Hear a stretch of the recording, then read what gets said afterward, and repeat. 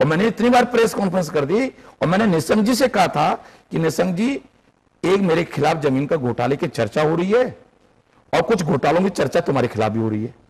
और मैंने खुद पत्र लिखा मुख्यमंत्री को, इन सब घोटालों की सीबीआई जांच करा लो, तुमसे जुड़े जो घोटाले उनकी भी सीबीआई जांच करा लो, मुझसे जुड़ा घोटाला उसकी भी सीबीआई जांच करा लो। क्यों नहीं हिम्मत है निशंक जी के अंदर अगर मैंने घोटाला किया है? और मैं कह रहा हूं मत कराओ सीबीआई की जांच, भेजो ना जेल हरक सिंह रावत को, अगर हरक सिंह रावत ने गलत किया है। क्या हरक सिंह रावत को देख के निशंक इतना डरते हैं?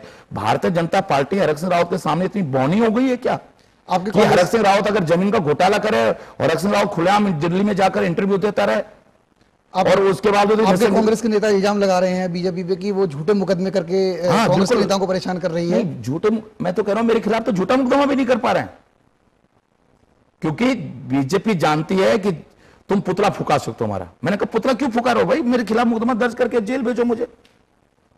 अगर मैंने गलती की है इसलिए नहीं कर रहे हैं क्योंकि हमारे कागज बिल्कुल सही हैं। ये तो बीजेपी ने एक जानबूझकर ऐसा हल्ला मचा रखा है। मैंने विधानसभा के अंदर अवमानना नोटिस लगाया, सरकार ने कहा जांच चल रही है, कोई जवाब आज तक नहीं दिया। मेरी पत्नी लोकायुक्त में गई है, लगातार डीएम ने अभी फेवर में रिपोर्ट दी है कि बिल्कुल सही, जमीन सही है, डीएम ने फेवर में लिखी है और एसएसपी ने लिख दिया, क्योंकि एसएसपी एक बार गलत लिख चुका था तो अधिकारी नपने जा रहे हैं। अब मैं मानहानि का मुकदमा दर्ज कर रहा हूं, अवमानना का नोटिस विधानसभा में लगाया, इन्होंने कोई जवाब नहीं दिया, टाल दिया। और लोकायुक्त में मेरी पत्नी गई, अगर मैं गलत होता तो मेरी पत्नी लोकायुक्त में क्यों जाती? आप बैल मुझे मार क्यों करती? क्यों नहीं जवाब दे रही भाजपा सरकार अगर ये सही है तो? बीजेपी कह रही है कि आपने खामखा कुशवर उपाध्याय का कोई मुद्दा नहीं था घर का, वो खामखा क्यों मैं नहीं उठाऊंगा? वो हमारे विधायक हैं, उत्तराखंड के विधायक हैं। मैं तो कह रहा हूं आप गुंडा कहते रहो, क्यों नहीं दिखाया आपने? हम तो कह रहे हैं, मैं तो आज भी कह रहा हूं, कई न्यूज चैनलों ने काट दिया कि सब गालियां दी। अरे क्या गाली दी मैंने निशंक जी को ये कहा और मैं कह रहा हूं कि दिखाओ पूरे उत्तराखंड में लोगों को ये चीज कि मैंने क्या गाली दी। मैंने ये गाली दी और आज भी दे रहा हूं। मैंने ये गाली दी कि अगर निशंक जैसी लड़ाई लड़े ना, जब निशंक सामने किशोर उपाध्याय घर पे होते तब खाली कराता, जैसी लड़ाई से क्यों लड़ाई लड़ रहा है? पहले कहा गया था नहीं, कहना क्या होता है? मैं कहता हूं कहना क्या होता है? क्यों आप तुमने अपने विधायकों से खाली करवा रहे हो? क्यों नहीं पहले खाली अपने विधायकों से खाली करवाया? नाच न जाने आंगा टेढ़ा।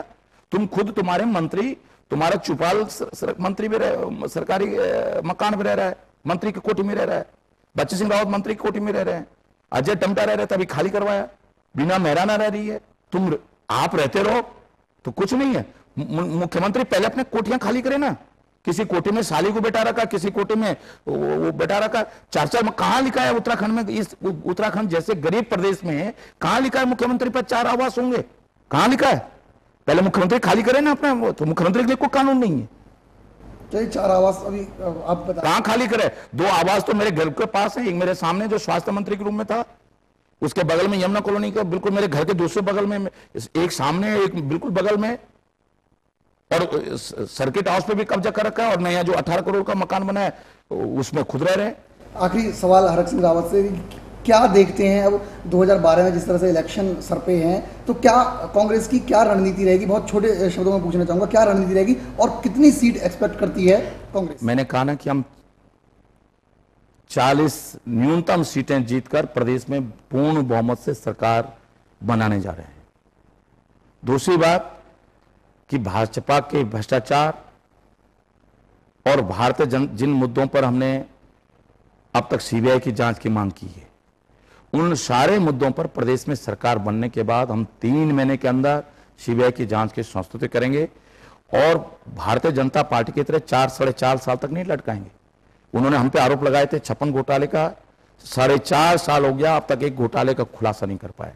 लेकिन कांग्रेस की सरकार अगर मार्च में बनेगी, फरवरी, जिस दिन भी कांग्रेस सरकार बनेगी, 3 महीने के अंदर हम सीबीआई की जांच की इन तमाम मामलों में, जिन मामलों में हम तक सीबीआई की जांच की मांग करते हैं, क्योंकि प्रदेश की गरीब जनता का पैसा हम प्रदेश इन भाजपा के नेता या किसी नेताओं के अधिकारियों की जेबों में नहीं जाने देंगे।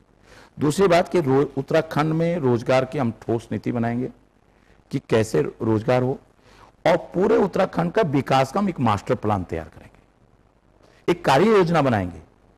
ये जो अनियोजित विकास हो रहा है कि सड़क चाहिए सड़क दे दी, स्कूल चाहिए स्कूल दे दिया, अब हम पूरा नियोजित विकास करेंगे।